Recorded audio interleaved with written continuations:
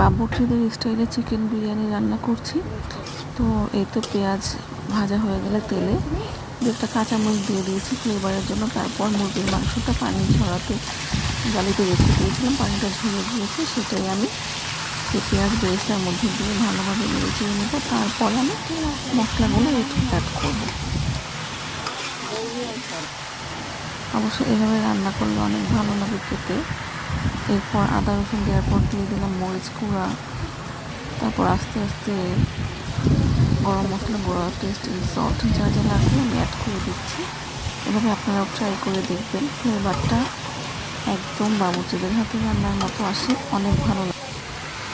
তারপরে তো টক দই বানিয়ে রেখেছিলাম একটু দুধ আর লেবুর রস দিয়ে, সেটাও দিয়ে দিলাম। ঘরে যেহেতু টক দই ছিল না, তো এভাবেও দিতে পারেন, আর এভাবে আপনারা অবশ্যই রান্না করে দেখবেন।